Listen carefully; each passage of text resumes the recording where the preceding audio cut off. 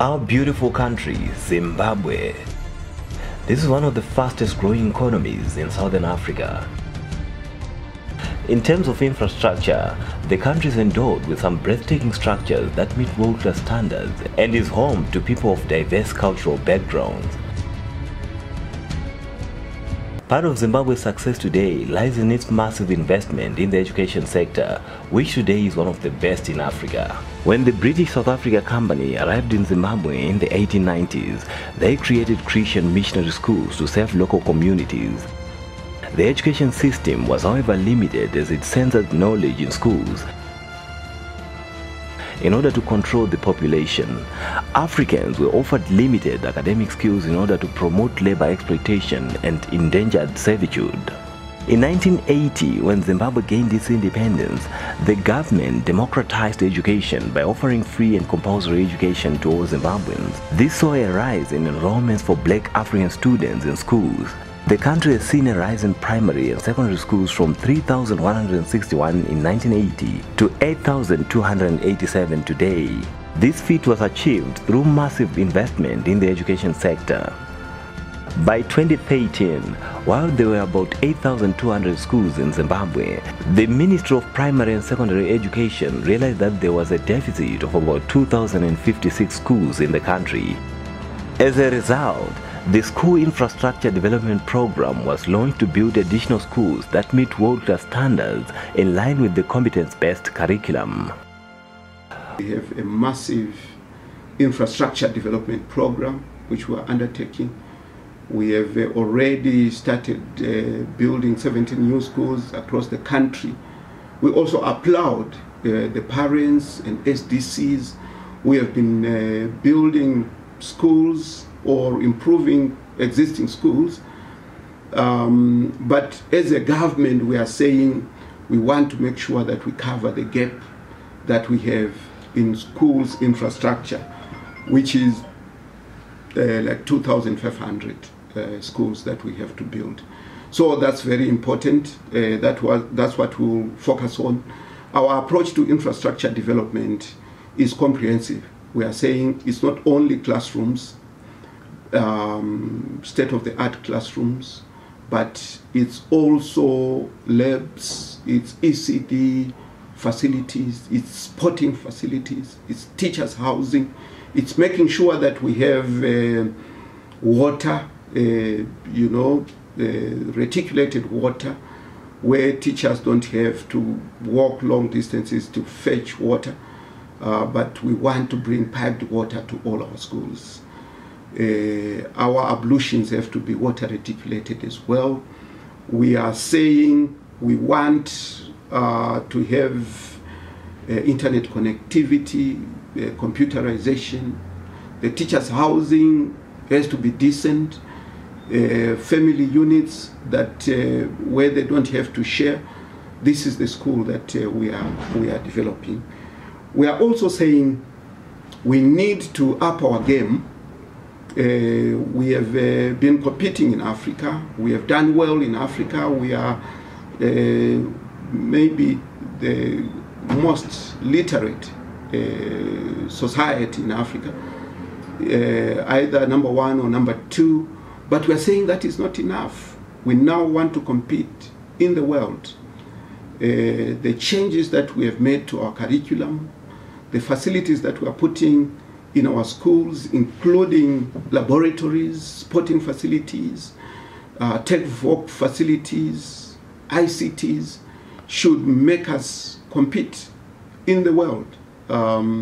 There are, competitions that are done by OECD countries, by some of the developed countries.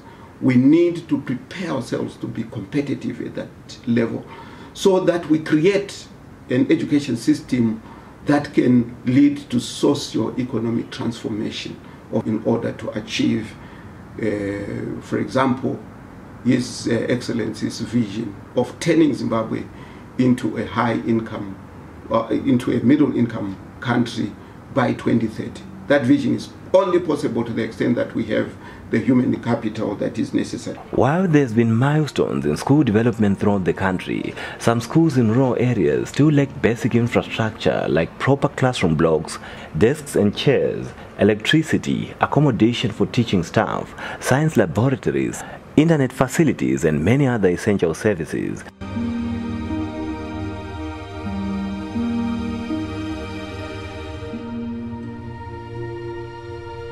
This has spurred the Ministry of Primary and Secondary Education to seek ways to improve the current schools and build new schools, especially in remote areas. One initiative that was spearheaded by the ministry is the construction of 17 schools under the OPEC Fund for International Development. Under this initiative, state-of-the-art educational institutions are being constructed in all the country's 10 provinces. Already, the government has designed models for the new schools that will transform the education spectrum forever.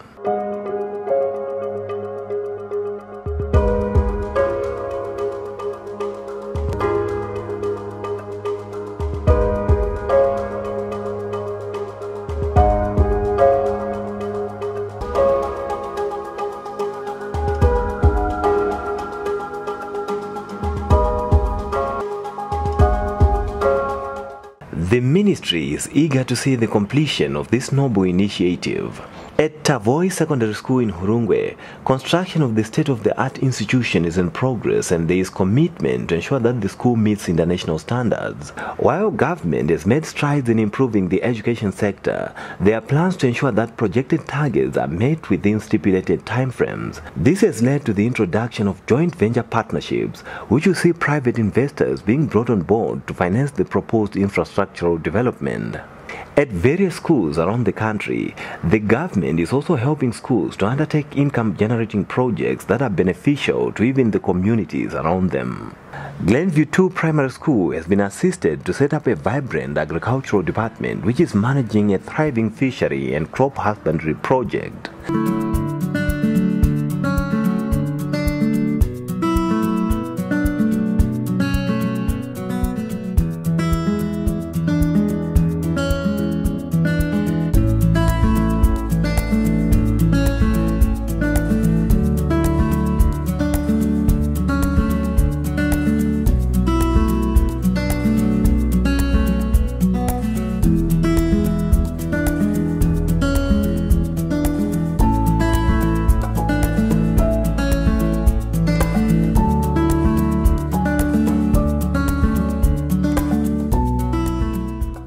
A state-of-the-art ECD facility has been completed at Avondale Primary School that caters for children going through early child development.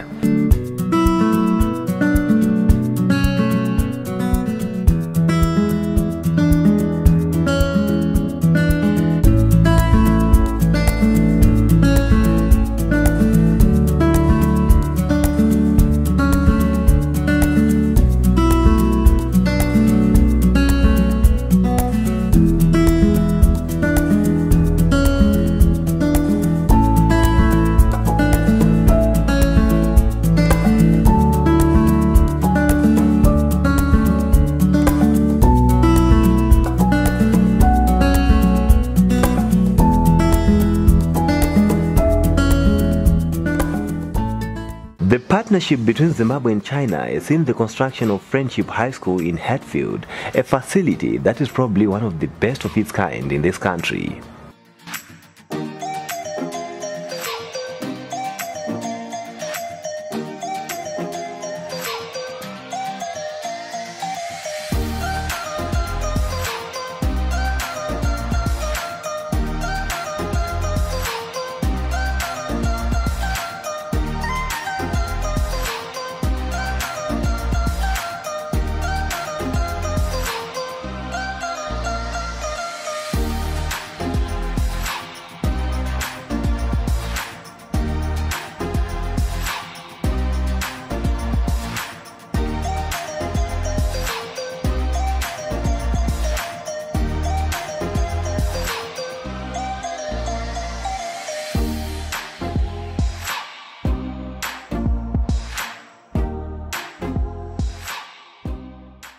With a government that is committed to improving education at all levels, and through the success of these proposed partnerships, Zimbabwe is poised to have the best education system not only in Africa but in the whole world.